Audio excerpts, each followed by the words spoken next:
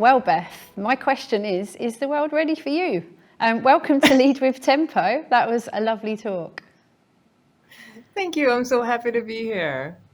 It's great to have you. If you're ready, I'm going to jump straight into questions. So we've got a few for you, so I think I'll just dive straight in. And obviously, if you're watching this, feel free to ask questions in the chat as well, and we'll put them to Beth. Okay, so I'm interested to know, in your organisation, who have been your biggest allies in helping you build advocacy for content design? It's a great question. I think that in my earliest days, I used to categorize people by role a bit more than I learned to do later, and think like, oh, well, my designers tend to be really great advocates, or a certain type of PM or that sort of thing. And what I've found over the years is that there's actually advocates everywhere. And that's, really what I like to talk a lot about, is that you just have to sort of give them the chance to emerge, right? Give them the opportunity to emerge. So I try to be open to there being advocates in every different kind of role and at every different kind of level. Oddly enough, I found that a lot of my strongest advocates have been in the leadership and executive level, because I don't know. I think that once you get to a leadership level, you really start to understand the power of messaging, the power of narrative, the power of words. And so there's this real appreciation for that aspect of the work that you bring. So I found that the more that I led with that value prop, the more they kind of came to me and said, that's what I love about what you do. Yeah, and I guess it's like as you show result, or as you kind of show the impact for those people, like the higher up people, they want to see it everywhere, because they're like, oh yeah, this thing you did over here, can you come and do it over here as well now? Yeah, absolutely. Yeah. Okay, I've got some questions from our audience. I've got a question from Mel, and she says, could you talk a bit more about cultivation as it pertains to building communities of practice? Our guild has a very low participation rate, and I'm wondering how to do some weed whacking to find the other contenty trees in our enterprise jungle. Yeah. Yeah. I mean, it takes work. It does, especially if it's a large and complex organization. There's it depends on how you frame it. I think that there's a lot of work that can be done to frame a guild or your community of practice so that it is sort of inclusive and welcoming to anybody who might want to raise their hands and join in. And I found when I was sort of starting to build our Slack channels or our book clubs, and we did all those things. We did AMAs, continue to do a lot of these practices in our org, that we needed to frame it in a way that was, again, open and accessible to people from all over the place. So there are different, I would jump into different rooms and channels and other communities of practice, like there's like a writers group or people who are actively trying to work on their novels or whatever, where they talk about stuff. And I'd invite them explicitly to come and join. There's also, like if there was a Toastmasters group active at various times where people are working on their public speaking skills. I think that they have like an overlap. They're really interested. And so I would invite them in. So I do some explicit invitations so they know that there is a place for them to engage and to understand the value of content work. I really try to think cross-disciplinarily and cross-functionally, because it's just, diversity of views and diversity of applications of content design, I think just strengthens the value prop of what we do. And the more I found myself thinking in terms of just, this is about product, this is about UX, this is about the UI, the more exclusive and kind of a closed walled garden it became. But the more I opened things up, the more I was able to find those contenty trees all over the place. And then word spread. I really do believe a lot in the snowball effect, in the, encouraging other people to be advocates for you so that you don't constantly have to be out there waving your banner. And so the kind of more diverse you can make those groups in your community of practice, I find the more that they really do that work for you and expand into areas that you may not have even considered. It's like getting them. It's like PR. It's like working in PR, isn't it? You get them to do, you find the people that can advocate for you and bring them in Yeah. and earn their Yeah. trust, and they'll do it for you. Actually, that's a really good metaphor because there is a difference between sort of earned placement and paid placement when you're doing internal advocacy. I think a lot of us, when we think about advocacy, we think about what would be probably paid placement. Like, oh, I need I need to make a presentation. I need to write up a case study and get people to read it. Like that's sort of like almost like paid advertising. But earned is, when you get invited or when you invite people in, when you make a nice big round table where there are, I like to talk a lot about like, don't ask for a seat at the table, make your own table, your own, create your own room, make your own space where other people want to join in the conversation. Definitely, it really works. Okay, I've got another question here from James. He says, a coach would be great. Basic question: how do you find a coach? A similar question from Anna actually, and she said, any advice on finding a mentor? I've originated the content design function at my company, and I report to the CPO who supports content design, but is not a content person herself. So, if you want a coach or a mentor, where should someone start? I think the best place to start is in these Slack communities that we've got. The Lead with Tempo Slack is a great place to start. I would definitely jump in there and just simply ask if there are people who are open to being mentors or coaches.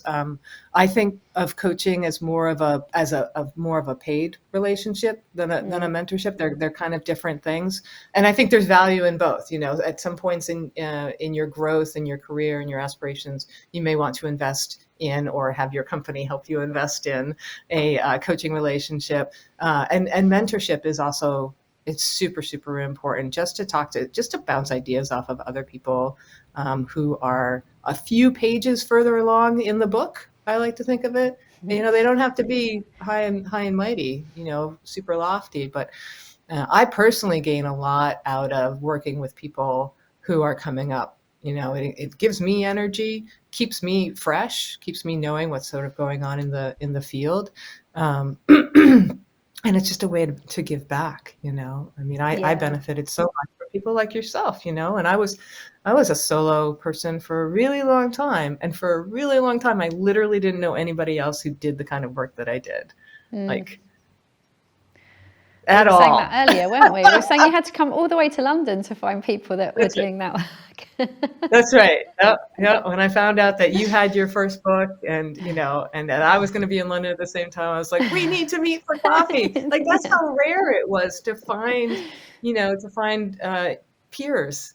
And now we have this gift of these global communities. So I would get started by simply jumping on there and asking. I know that there are some other sort of formal, I think, sort of built for like design communities where you can get coaching and mentoring, like ADP List or things like that. I haven't really personally looked into those myself.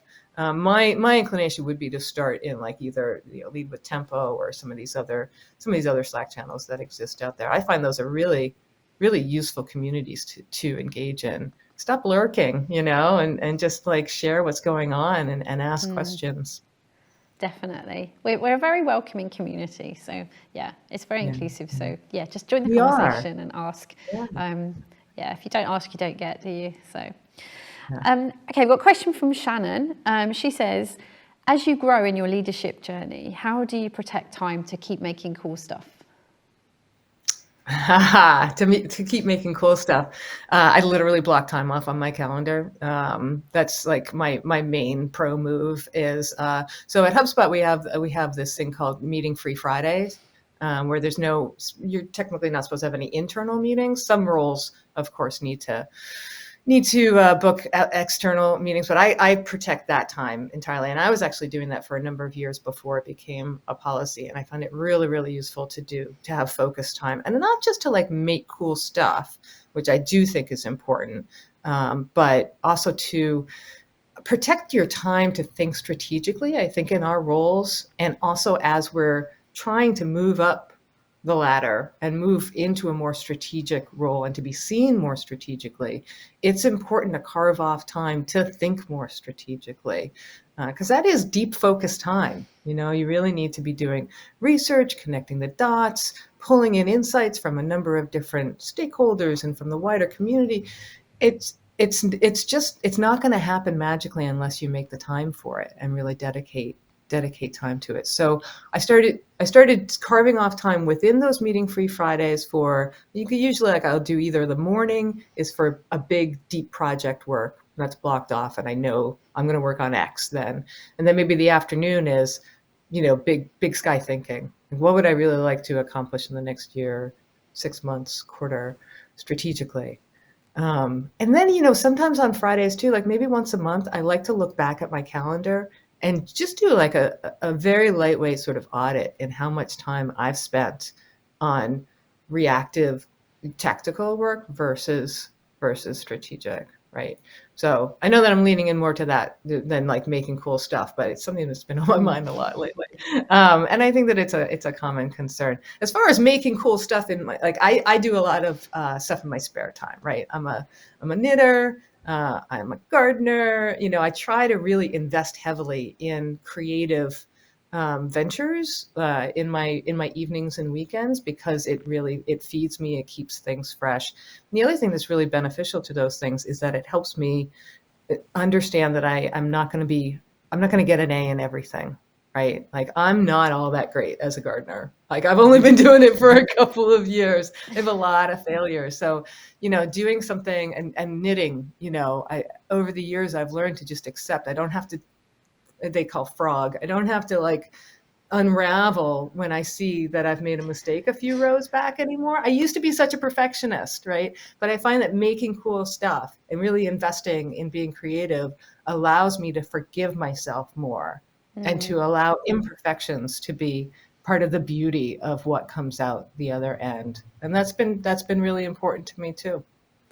Yeah, you can definitely do some fun things just for the sake of doing it rather than because you want to be productive and, get something out of it. Like it's just doing it for the sake of doing it.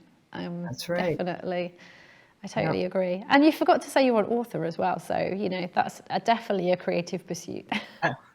Yes, definitely. I do, because I spend so much of my time writing, right? I do actually subscribe to this philosophy that a friend of mine, Susan Holloway Scott, who is a historical fiction author. She's written like 60 books or something. She talks about you have a daily bucket of words that you can use for anything. And like if you write an email, if you write a tweet, if you write a whatever, you're taking out of that one limited bucket of words, right? And so because my day job does involve using so much of my bucket of words, I don't tend to have a whole lot left over for writing romance novels, which is what I was doing before I joined HubSpot. Literally like Bridgerton style Regency romance novels. Wow. So, oh yeah, little known fact. How do we find those? Can we buy them on Amazon? No, you can't. But I can recommend some great authors that are some of my favorites. Julie Quinn obviously is great, but Tessa Dare is my all-time fave. So I don't have a whole lot of time for that, which is why I try to balance all that wordy work with sort of more manual creative work. Like that actually refreshes by using like different parts of my brain. So because I'm not very much of a visual arts person, honestly, I can't draw to save my life. I don't paint it, so knitting, gardening, like they're very manual. They're very, it's a part of my brain I don't get to use in my work.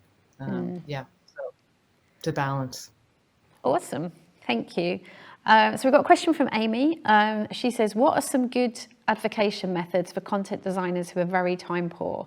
Are there any really kind of what are the best ways to reach different groups of people like developers, product owners, without making it too broad and not kind of targeted enough? I'm sorry, can you just repeat the first part of that?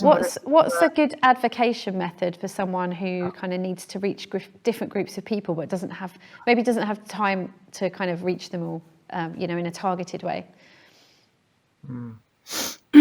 Yeah, I mean, this is really kind of one of the focuses of what I like to talk about in the talk and in my book is you can't really, basically you have to pick your battles. Any strategy is about leaving some things by the wayside, right? And so you're gonna do this and not that, right?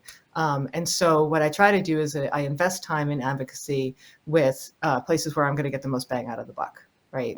And so it is helpful, I find, given that, right, that you diversify those choices to a certain extent, right? So if I know that I'm going to invest time in this group, this triad, this product group, whatever, I try to make sure that I'm investing time in an engineer, a designer over here, so they can do that work in their communities of the snowball effect.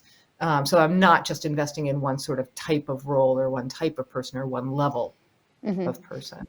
That helps. But again, you can only do what you can do, Yeah. We can't get everywhere, can we? But yeah. No, we all have lives to live, Yeah. As much as we'd like to. As much as we'd like to be. Well, we're out of time, which is a bit of a shame because I love chatting to you, Beth. So are you joining us for the rest of the conference? I absolutely am. I wouldn't miss it. Awesome. So yeah, I'm sure if anyone's got any more questions for Beth that we haven't got to, I'm sure she'll be happy to answer them on the chat. So thank you so much, Beth. And yeah, enjoy the rest of the conference. It's lovely to chat to you. Thank you. See you in chat.